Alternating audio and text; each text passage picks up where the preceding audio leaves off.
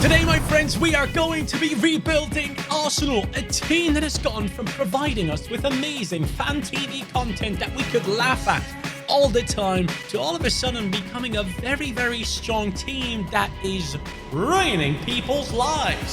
So today it is time to rebuild this Arsenal squad, considering, of course, all the things that have happened and transpired over the course of the season, the players that were not good enough, the players that needed to be moved on, and also transfer rumors of players coming in. So we are rebuilding Arsenal and fixing what has gone wrong in 2023. First up, though, I want to show you guys the historical performances of Arsenal in the past seasons, and we need to look at that right here. In the season 2019-20, they have gone ahead and come into that 8th position. Next season, once again, 8th. A lot of people were thinking this whole Arteta thing might not be working out. Now, next season, it's 5th. Very close to Champions League football. The season after, 2nd in the league. And that is obviously very impressive. If you think about the team that Manchester City has, the squad depth that they have, in my opinion, it is still extremely impressive to see what this young Arsenal team has been capable of pulling off in this season. Yes, a lot of people are saying they bottled it and all those things, but honestly, we need to look at the facts, and we are seeing an incredibly young front three, with Bukayo Saka obviously the one that everyone loves to talk about as potentially one of the best talents in world football. Gabriel Jesus came into this team from Manchester City and shown what he could be worth for this team. Sadly picked up an injury that has held him back a little bit this season, and Nketiah had to step in at times. Sometimes he was doing well, sometimes sadly not so much. Then we have Martinelli on the left, who in my opinion is the best out of the front three. Yes, I think Martinelli is incredible. I think he's the type of player that can change the flow of a game. It's just my personal opinion. I love Martinelli, always have. And then if you look at the midfield, obviously the #1 man of this team is the captain. We are talking about Martin Odegaard, the youngster that was signed at Real Madrid at such a young age, so much pressure, and had to go through several steps of reviving his career to get to this stage and perform so well. But here's one thing, guys, we need to talk about it. It is the fact that Arsenal is very confident to sign both Declan Rice and Kai Havertz. Now, we will get to Declan Rice in a second. Despite of the fact that Chelsea has rejected the first offer, Arteta is pushing for Kai Havertz. Now, how is that happening then? Why is Arsenal going for a potential striker / number 10? Because in both positions, first up, you have Gabriel Jesus up top. As a striker, as a number 9, yes, he's not the tallest, but he's still very good at what he does, and he links up the play so well for this Arsenal team. Now, obviously, if you are planning on having even more possession in the upcoming season, it might be kind of hard to break through the lines with a smaller player that cannot necessarily play that target man type style. But then again, Kai Havertz, just because he's tall doesn't mean he's the target man type of player. If you look into his stats, he's actually not that great in the air. So I wonder, why Kai Havertz? If he's only going to be a bench player, okay, why not? Because you can sub him on for Gabriel Jesus. You can also possibly sub him on the wings if needed. But most importantly, you can possibly bring him on in that Odegaard free-roaming midfielder type thing that he was doing at Bayer Leverkusen. At Leverkusen, as a 10, Kai Havertz was incredible. Everyone talked about him, and he was just doing a madness, just like Florian Wirtz is doing right now at Leverkusen as well. But I still can't make sense of this deal. Why is Arsenal going for Kai Havertz? Let me know in the comments down below what you guys think about that situation, because I can't get my head around it. Because you're an idiot. Now, going away from that, there are a couple of players that are up for sale, and there is a long list apparently. Let me show you right here, guys. We are talking about the likes of Falorin Balogun, who obviously has done amazing in the French league. He could be going for around 40 million possibly. Kieran Tierney has been linked to a move as well. The Scottish left back is probably not happy about being sat on the bench behind Zinchenko. And then you have the likes of Jorginho Jorginho, who has obviously just recently signed with Chelsea, from Chelsea with Arsenal, and has a contract until 2024. If Arsenal want to make some money off of him, now's the time to let him go. And considering all that, Jorginho will leave Arsenal. Maurizio Sarri wants to sign the player for Lazio. So think about that. Obviously, he might go back into the Italian division and do very well over there. Then going to look at the likes of Lokonga, Tavares, especially Nicolas Pepe. He has to go. Just cash in your losses. Then you have Granit Xhaka, who has been heavily linked to Bayer Leverkusen. He's probably going to be joining them as things stand. The German media is very confident about this. And then you have Rob Holding, who sadly has not shown the quality needed to replace someone like Saliba when he was injured. And that was the biggest problem at Arsenal, in my opinion. I watched Saliba for an entire season very closely when he was at Marseille. And I always said this guy is special. He joined Arsenal and became a pivotal partner of Gabriel in that back four and has done so well for them. And losing out on him was a massive hit. So I think with Saliba back into the side next season, things could get very interesting for Arsenal if they can keep their back four healthy. But then you also have Austin Trusty, who has been loaned out in the Championship, and Cedric Suarez potentially leaving the squad, while also other players like Reece Nelson, for example, his contract is running out in 2024, I believe, or even this season, but they have recently come out with news that he extended, and the same goes for Saliba. His contract extension is about to come in. So let's dive into the sales, transfer rumors, and have a bit of fun on the transfer market. So let's dive into the sales first, my friends. We are looking at Xhaka, who has left, Tierney, Pepe, Tavares, Balogun for only 12 million. What a bargain. And then we have Holding, who has gone, Sambi Lokonga, who has left, who I can see being loaned out once again instead of being sold, to be honest. Pablo Mari is gone, Cedric has left, and Maitland-Niles, because I don't necessarily know about his contract situation, has left as well. Okonkwo, actually a decent goalkeeper, was loaned out in the Austrian League, has done well, and will probably leave Arsenal again. And then we also have Hein, but these are two young goalkeepers. I think one of them actually in real life will stay at Arsenal as a third goalkeeper, but one of them will definitely be leaving the squad. I can see that happen. I think Hein is the goalkeeper of like Estonia or something, so let's keep that in mind as well. But here we go, bringing in players now. Oh, you mean like right now? As this account would like to have it, it's done and sealed. He's one of our own. Being told agreement over the fee has already been reached between Arsenal and West Ham for Declan Rice. Well, I don't know if that's true, but it seems like the most realistic one as things stand, even though I will have to say, Arsenal, be wary, because what the hell, Cedric? Because Manchester City, out of all teams, has apparently risen their interest in Declan Rice as well. So keep that in mind. Arsenal will have to be quick on this one. After the international duty, I expect something to happen in the Declan Rice matter. But guys, let's dive straight in. Declan Rice is walking into the club. Jorginho, as I said, I wanted to sell him. No one wanted him, so I involved him in this deal. And he comes in, and I think it just makes a lot more sense if we play a 4-3-3 attacking type style. So that way, Ødegaard can play in that cam position. Rice and Partey can possibly drop down into the CDM. Actually, that is the 4-2-3 one, isn't it? Yep, that would be the 4-2-3 one. And then we'd have to push up Saka and Martinelli a little bit further up the pitch. And that is possibly how Arsenal could line up in the next season. Declan Rice, one of the best midfielders when it comes to intercepting the defensive side of things and carrying the ball forward as well. It is going to be very interesting how he works out in that Arsenal side. I'm very interested to watch Arsenal next season because, as I said before, there are so many young players that I still see developing. So considering that, it could be even better next year. As mentioned before, Kai Havertz. Guys, I still can't believe this is actually possibly happening.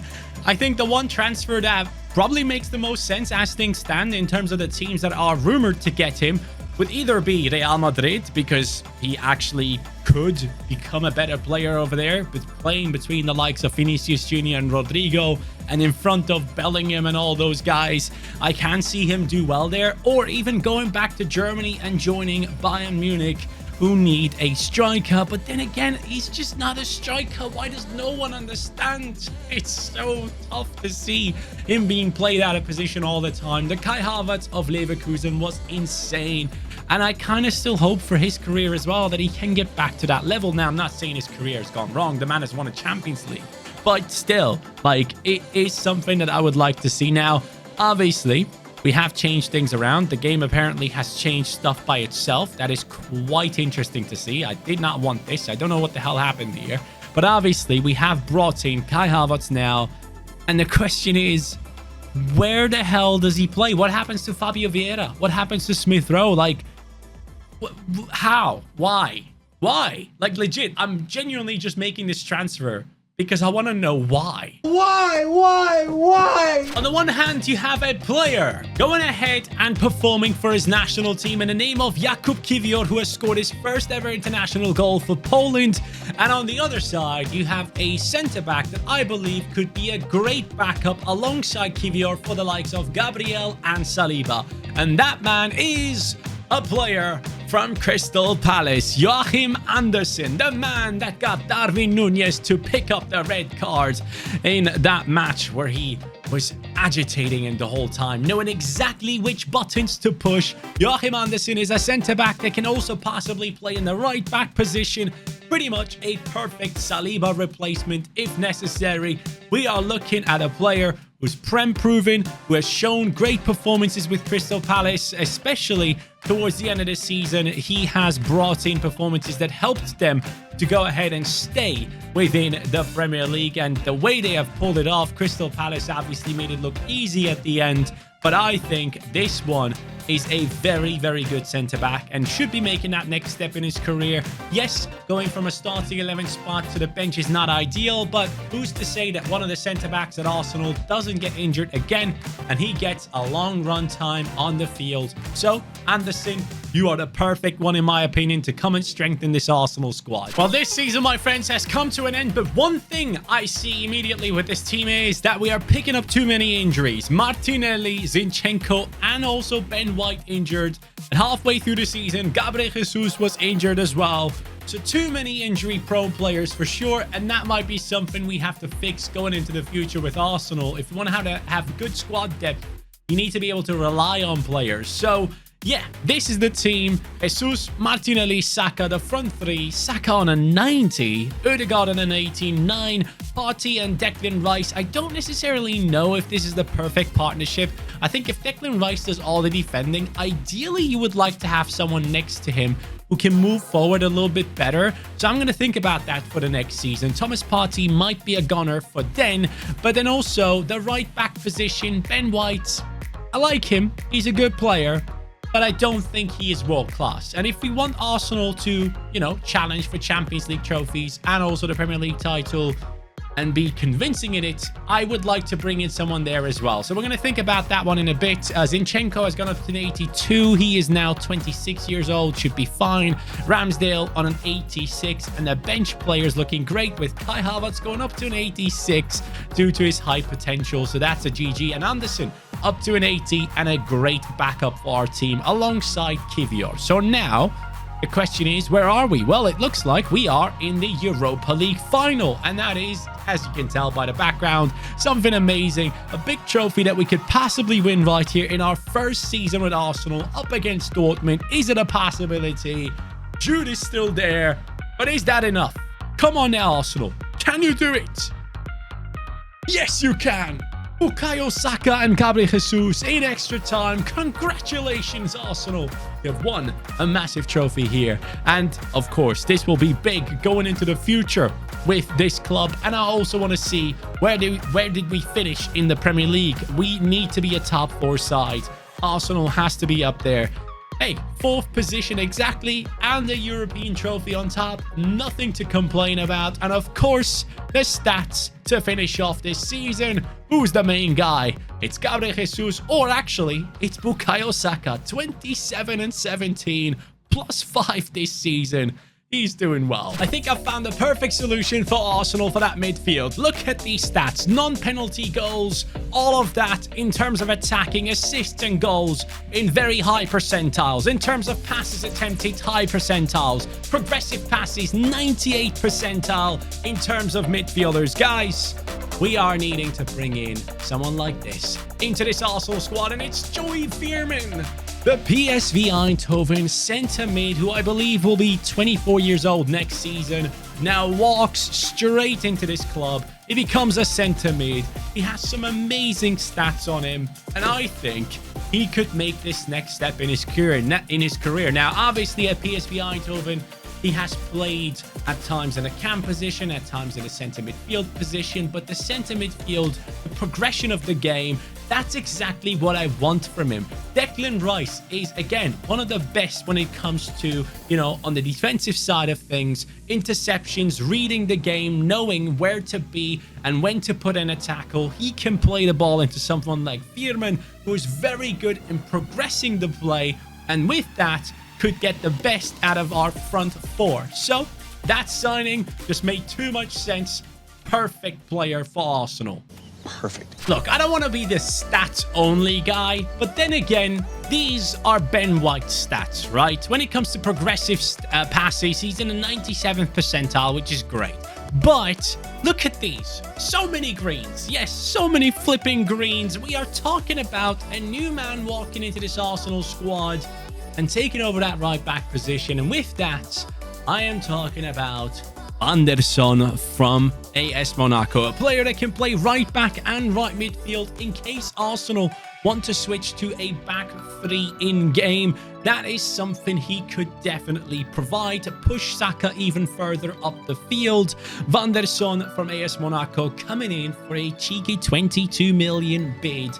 And Ben White, I will let you go. I will sell him. Yes, I will do that, guys, just so you know, because I think this is what could take Arsenal to that next level once again. I really, really like this guy and his abilities on the pitch. Yes, he's lower rated, but still, I think he could be the one for this squad in that spot. So, having done those deals, new centre midfielder for the progressive game, and also Vanderson for being even more progressive, we now have these defenders who will probably swap into like a, I don't know, 3 at the back in game, push Vanderson even further up, or even just keep the formation as it is and just have fun with it.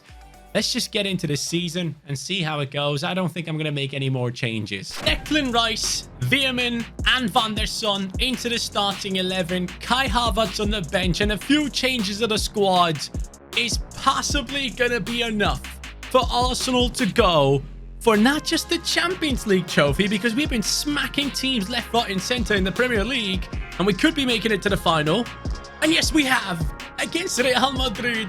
Guys, it only took us to May 2024 to pull this off. That is huge. Just within 2 seasons, this rebuild could technically be done already, and that's the thing. I think Arsenal has amazing players. It just comes down to genuinely just making the right transfers at this point to level up this team, to not lose steam as they have been doing so well this season. The football that they have shown at certain times this year, it was just incredible. So Arteta, if you can do this, this would be amazing. Let me see the standings here in the Premier League before we dive into even more stats in the Prem. First as well, ahead of Spurs. So there's a chance of a double for Arsenal, Premier League and Champions League winners, after we have just signed these lads into this team. And honestly, I gotta say, it's not necessarily super high rated when it comes to Veerman. Came in just now 85. Zinchenko grown to an 85 after his injury. Vanderson up to an 84 as he has come into the squad, but obviously it still includes so many of the originals with Jesus, Martinelli, Saka, Ødegaard forming the front three. I don't necessarily believe that front four, will change, so we'll see what happens there. But Declan Rice and Veerman added into that midfield could honestly take it to the next level for this Arsenal squad. It really could. And then Saliba and Gabriel with decent backups now there as well, with the likes of Tomiyasu, who can play centre-back and full-back. with Andersen and Kivior covering the centre-back positions, with Fabio Vieira, Marquinhos, talented players who could come in as well, and Kai Havertz for some reason in this team as well. Still doesn't make any sense to me. But anyways, congrats on the performance to take us to the Champions League final. Bukayo Saka with 40 goal contributions, Jesus 19-2, Martinelli 18-2, Ødegaard 14-17, Veerman 12-10, exactly why he was brought into the team, and Van der Son getting involved offensively. Just about everything worked to perfection here. And now the moment has come to take on Real Madrid in the Champions League final. As far as I know, Arsenal has never won a Champions League, so this could be an amazing moment. With Vinicius Jr., Benzema and Valverde, who we are coming up against with Kroos, Camavinga, Tchouaméni, Bastoni and Van Dijk in defense, and Courtois still in goal. All right, I'm ready for this, and Arsenal is the same. Guys, the front four, the magical front four, has not been torn apart. Even the addition of Kai Havertz won't make that happen, in my opinion. But Veerman, Declan Rice, and the addition of a more offensively active fullback, I should say, that could be the key to success. And of course, bringing in backup defenders. Oh, straight away, but Ramsdale gets a hand to it. Congratulations. Real Madrid with Benzema, who obviously now plays in Saudi. It's going to be interesting to play against Real without him there. Bukayo Saka getting past Mendy, sprinting forward. He is just magic. And that pass wasn't. I should have scored there. He gets another chance, shoots, and doesn't get close enough. Probably a mistake in passing that. That's going to be a short one. Saka trying to get close. Toni Kroos blocked by the likes of Declan Rice, Martinelli, Ødegaard, the combination. And here goes Martinelli. Stops. Knows there are multiple players chasing us down. Zinchenko joins in. Finds the pass into Ødegaard. He goes into the center. And Saka gets another chance. And this time, he won't let it pass. Bukayo Saka, the golden boy, is doing it for Arsenal.